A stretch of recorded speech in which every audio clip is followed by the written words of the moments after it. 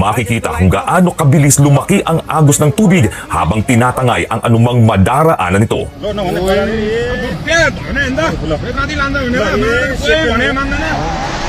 May mga residenteng nagtatakbuhan palayo sa umaapaw na ilog habang ang iba ay nagmamadaling lumikas gamit ang kanilang mga sasakyan. Sa isa pang video na kinunan mula sa loob ng isang bus sa Trishuli, makikita ang mga taong tumatakbo at mga sasakyang nagmamadaling makalayo habang mabilis na sumusunod ang rumaragasang tubig. Ayon sa paunang investigasyon, isang magnitude 4.4 na lindol ang naitala bago ang sakuna. Sinabi ng Foreign Minister ng Nepal na posibleng nagdulot ito ng avalanche ng yelo at bato na bumara sa ilog. Naipon umano ang tubig na pansamantalang nabarahan ng mga bato bago ito biglang bumigay at magdulot ng malakas na agos ng tubig, putik at debris pababa sa mga komunidad. Patuloy pa rin bineberipika ng mga eksperto ang eksaktong sanhi ng sakuna. Sa lakas ng pagragasa ng tubig, maraming infrastruktura ang nasira. Sa isang video, makikitang nahati at tuluyang tinangay ng baha ang isang tulay matapos ang pagbugso ng tubig na may kasamang mga debris mula sa itaas ng ilog. May isa pang tulay sa downstream na nasira rin matapos ang rumaragasang tubig at mga bahagi ng nauna ng nasirang tulay. Sa mga aerial shot naman, makikita ang lawak ng pinsalang iniwan ng sakuna.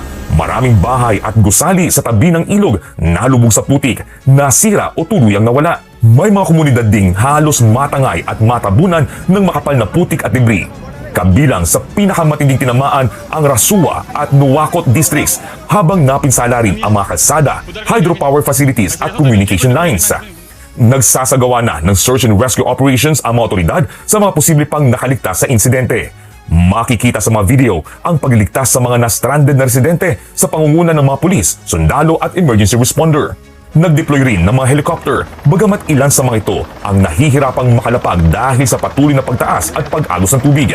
Daan-daang turista pa rin mula sa iba't ibang bansa ang hindi pa nahahanap.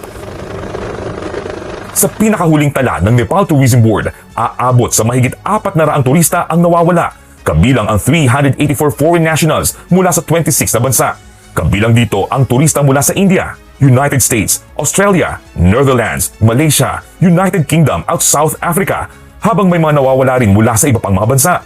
Iniulat din ng South Korean Foreign Ministry na 8 South Korean nationals na nagtatrabaho sa isang hydropower project ang hindi makontak. Sinabi naman ni Nepal Prime Minister Balendra Shah na nabigla at lubhang nalungkot ang buong bansa sa malawakang pagkawala ng buhay at ari-arian. Aniya, agad na ipinakilos ng pamahalaan ang lahat ng available na resources para sa rescue operations. Sa Tibet, isang autonomous region na sakop ng China, nagpakilos na ng daan-daang emergency personnel kasama ang mga drone at iba pang rescue equipment.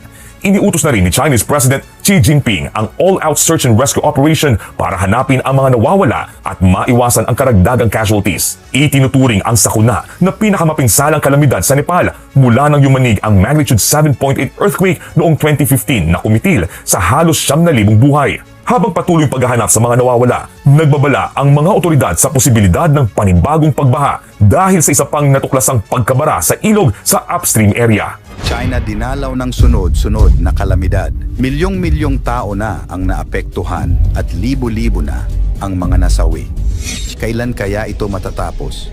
Ito ba ay karma at paghihiganti o sadyang nagkataon lamang sa bansa? China, ang bansang kumakawawa sa ibang mga bansa. Kalikasan na yata ang gumagawa ng paraan upang ipaghiganti ang mga biktima nito. Ano-anong mga sakuna ang tumama sa China? At matatapos pa kaya ang pasunod-sunod na pasakit na nararamdaman ngayon ng China? Number 1, dam failure. Halos 6,000 katao ang napilitang mag-evacuate sa probinsya ng Hunan noong July 6. News agency na Xinhua noong Biyernes ng hapon nagkaroon ng problema sa Dongting Lake. Ang lawa na ito ay tinaguriang ikalawa sa pinakamalaking freshwater lake ng China. Ang rupture sa lawa ay may lawak na 226 meter, 740 feet, na nagtulak sa mga autoridad para ilikas ang nasa 5,700 na residente. Dahil sa pangyayari, mabilis na kumalat ang balita at mabilis na kumalat ang mga litrato at video na nagpapakita kung gaano kalala ang naging pinsala ng dam failure na ito. Makikita sa mga ito kung gaano inanod pati ang mga malalaking truck at sasakyan at pagbaha sa mga kabahayan. Umaksyon naman agad si Xi Jinping at nananawagan sa agarang pagkakaayos at pag-agap sa sitwasyon. Ayon dito, ang sitwasyong ito ay kinakailangan ng all-out rescue at relief efforts para maprotektahan ang mga tao at ang mga ari-arian nito. Ang rehiyon ng Hunan ay tirahan ng mahigit nasa kalahating milyong populasyon. Binigyan naman ng karagdagang pondo ang rehiyon ng 540 million yuan o $74 million para sa naturang relief funds. Number 2, baha. Mahigit 40 plus na ang nasawi dahil sa pagbaha at pag-landslide sa Guangdong Province. Ang pangyayaring ito ay tinaguri ang pinakamatinding pagbaha sa lugar, partikular na sa Meizhou City. Ang syudad na ito ay tahanan ng mahigit 3.8 million katao. Nagsimula ang delubyo noon lamang isang linggo at mula noon, hindi na tumigil pa at lumalala lamang ang sitwasyon. Patuloy na inaayos ang mga apektadong lugar. Ngayon, nasa 9,000 na mga kabahayan pa ang wala pa ring kuryente dahil sa insidente. Noong Biyernes lamang, diniklara ang death toll na 9 lamang. Ngunit sa hapon ding yon, nadagdagan pa ito ng 38. Hanggang ngayon 2 ay nawawala pa rin. Dahil sa matinding pag-ulan at kaakibat na panganib ng pagbaha at landslide, mahigit 100,000 katao ang na-evacuate. Sa mga kalapit na probinsya, marami rin ang naapektuhan ng matinding ulan tulad sa Fujian, Guangxi at Hunan. Nirescue ng mga pulis ang mga natrap sa lumalim na tubig malapit sa isang malaking train station. Ang malakas at malalang pagbaha at landslide ay nakaapekto sa 8 townships sa Pingyuan County. Pangatlo, highway collapse. Hindi na tinitigilan ng sakuna ang China nitong nakaraang buwan lamang ng Mayo.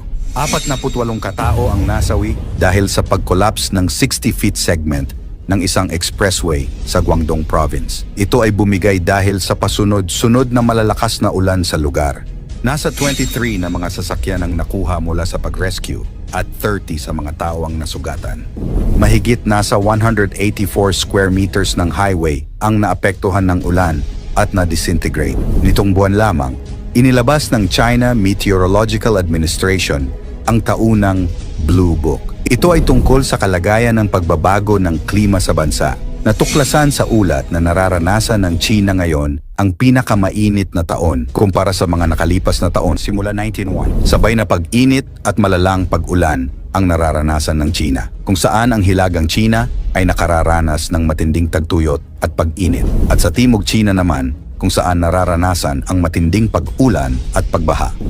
4. Buhawi. Sa bahaging silangang China naman, 5 tao ang nasawi at halos 100 katao ang sugatan ng tamaan ng buhawi ang lugar. Makikita sa video kung gaano pumalo ang buhawi sa syudad nito. Dahil sa lakas ng buhawi, natanggal nito ang mga bubong sa mga kabahayan at natanggal ang mga kakahuyan. Ayon sa Dongming County Emergency Management Bureau, nabuo ang buhawi dahil sa malalang convective heat transfer o ang nangyayari kapag ang init ay lumilipat mula sa mainit na bagay patungo sa malamig na bagay sa pamamagitan ng paggalaw ng hangin o tubig.